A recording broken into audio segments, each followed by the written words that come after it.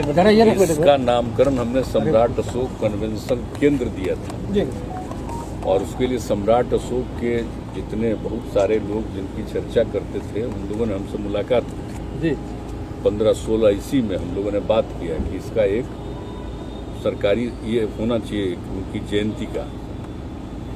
तो उसी में हम लोगों ने कहा कि कब उनका था, क्योंकि इसका कोई ऑफिशियल कोई चीज़ नहीं था, लेकिन फिर भी हुआ कि उनका अष्टमी से बहुत मतलब था।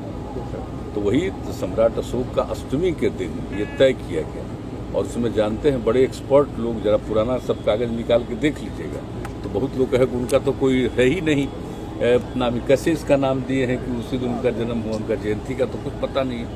तो उसी का जवाब हमने दिया था कि अष्टमी के कारण ही ये सब जगह से राय लिया है, तो लोगों ने माना है।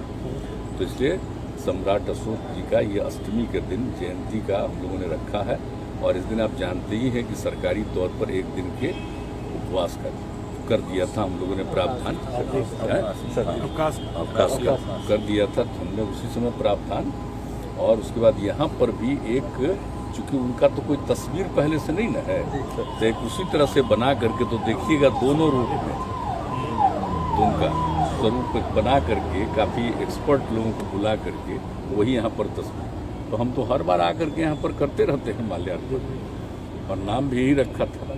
तो अभी हमने सोचा कि भाई नहीं, इनका सम्राट अशोक कन्वेंशन केंद्र में यहाँ लगा दिए हैं।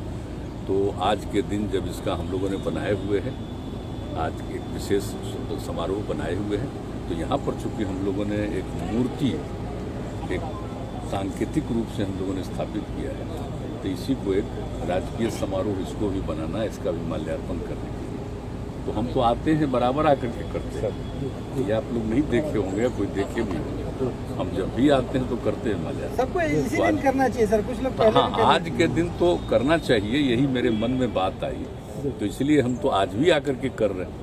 वैसे तो जब हम यहाँ आते हैं तब करते हैं, तो वो करते हुए इसका भी एक सब दिन के लिए एक राजकीय समारोह के रूप में इसको भी शामिल कर दिया। मुख्यमंत्री जी, एमएलसी चुनाव में जो नतीजे आए, एनडीए को भी बढ़त मिली है अच्छी खासी, क्या कहेंगे? एमएलसी चुनाव के जो नतीजे आए, एनडीए को भी बढ़त मिली है उसमें अच्छी खासी, इस पर क्या कहेंगे? अब तो ठीक ही है, अब तो एनडीए का जब चुनाव होता है, जो जानते नहीं ना है आजकल ये कैसा चुनाव है, ये आम जनता का कोई वोट थोड़ी है, ये लिमिटेड लोगों का वोट है। और आप जान ही रहे हैं कि कैसे कितना कोई मेहनत करता है। कुछ जगह पर तो हम लोगों को आश्चर्य हुआ है, जहाँ पर कि उम्मीदवार जो था वो कह रहा था, तो हम लोगों को आश्चर्य हुआ है जहाँ पर कि उम्मीदवार जो था वो कह रहा था कि एकदम पक्का जीत रहे, लेकिन कोई रिजल्ट दूसरा होता है।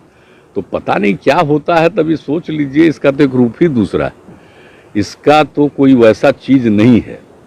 इसमें क्या है, पिछली बार भी क्या था, पिछली बार भी जो चुनाव हुआ था तो उसका तो याद करिए ना भाई, पिछली बार में उस समय तो हम लोगों का माने अलायंस था, आरजेडी वगैरह सब हम लोग थे, तो उसमें क्या था, तब बीजेपी को काफी सीट मिली थी। तो इस बार में कौन कितना जीतेगा इसके बारे में कुछ नहीं। तो इसलिए कुल मिलाकर के जो भी नतीजा है, अब जो भी इसके मतदाता हैं, अब उन्होंने जो भी मतदान किया है, तो जिनको भी जिताया है इसकी जिम्मेवारी उनकी है। तो जो भी जीते हैं सबको मेरी बधाई है। हम जाएंगे, तो जाएंगे, चूंकि एनडीए का ना मामला, तो खुद जाएंगे। जो क्या उसका कहना है, हम लोग तो जाएंगे। हमको ऐसा लगता नहीं एनडीए जरूर जीतेगा, ऐसा हमको लगता है। ठीक है सर।